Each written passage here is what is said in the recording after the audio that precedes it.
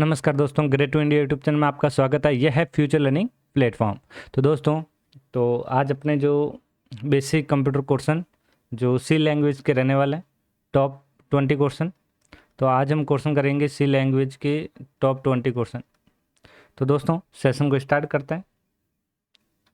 सबसे पहला क्वेश्चन, सारे बेसिक क्वेश्चन रहने वाले हैं, ध्यान रखना आपको। सी भाषा की खोज किसने की थी? तो देखिए, सी लैंग्वेज की जो है खोज किसने की थी? रॉबर्ट फॉरेस्ट ने। यहाँ पे ध्यान रखना है, सही आंसर आएगा बी, डेनिस रिची ने सी भाषा की खोज की थी। सी भाषा कब विकसित की गई? तो यहाँ पे ध्यान रखें, जो सी लैंग्वेज जो है 1972 में विकसित की गई। तो सही आंसर आएगा इसका बी। बताइए, सी प्रोग्राम किसकी मदद से मशीनी भाषा में बदल जाता है?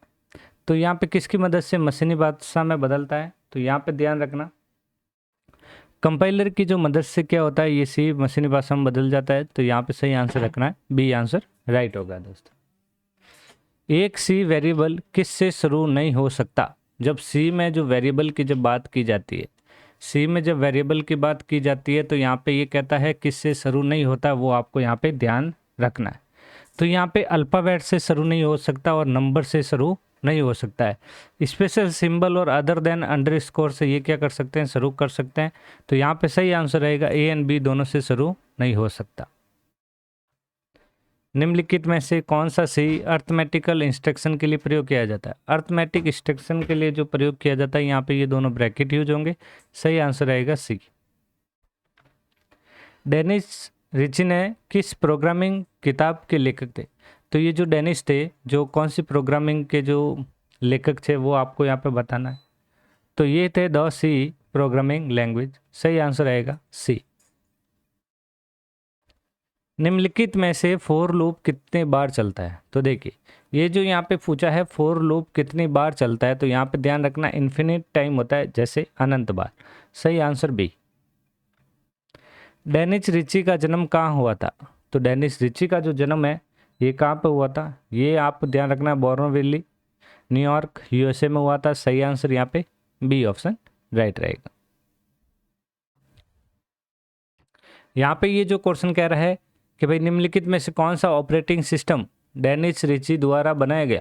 तो यहाँ पे एक ऑपरेटिंग सिस्टम जो है डेनिस रिची द्वारा जो बनाया गया, वो कौन सा ऑपरेटिंग सिस्टम है दोस्तों? तो वो था यहाँ पे यूनिक्स। कौन सा था? यूनिक्स, जो एक CUI ऑपरेटिंग सिस्टम था। कौन सा था? CUI operating system. CUI full form ध्यान रखना, यहाँ पे करेक्टर यूजर इंटरफेस। CUI का मीनिंग यहाँ पे करेक्टर यूजर इंटरफेस।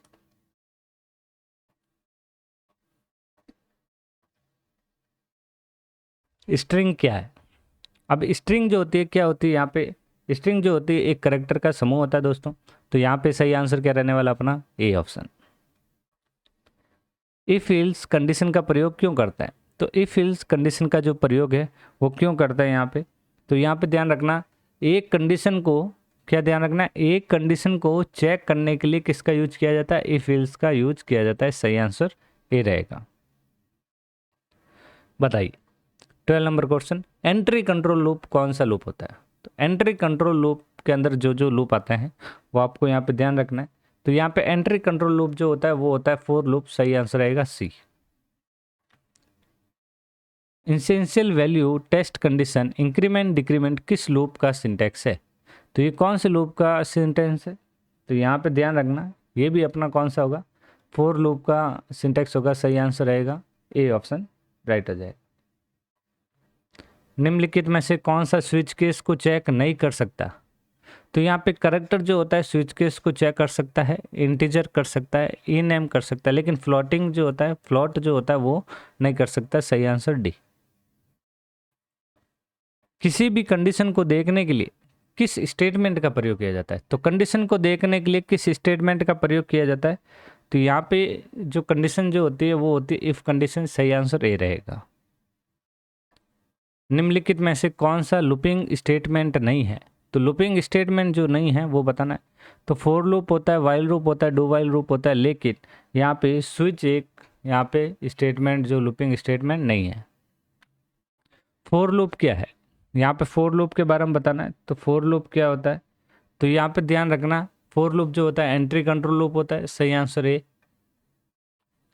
18वां, निम्नलिखित में से एरे के सबसे छोटे एलिमेंट को क्या कहता है?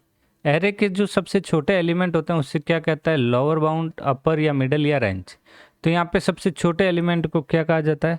छोटे एलिमेंट को कहा जाता है लोअर बाउंड। सही आंसर है। एरे कितने प्रकार के होते हैं? तो यहाँ पे जो एरे हैं वो होते हैं 3 प्रकार के। कितने प्रकार के होते हैं दोस्तों? 3 प्रकार के एरे होते हैं। बताइए, निम्नलिखित में से सी एरे किस तरह का डेटा टाइप है? तो सी में जो एरे होते हैं वो किस टाइप का डेटा टाइप है? वो है डिराइव्ड डेटा टाइप। सही आंसर रहेगा ए ऑप्शन राइट होगा दोस्तों। तो दोस्तों ये थे 20 MCQ। तो आज के लिए इतना ही, मिलते हैं नेक्स्ट सेशन में। Thank you.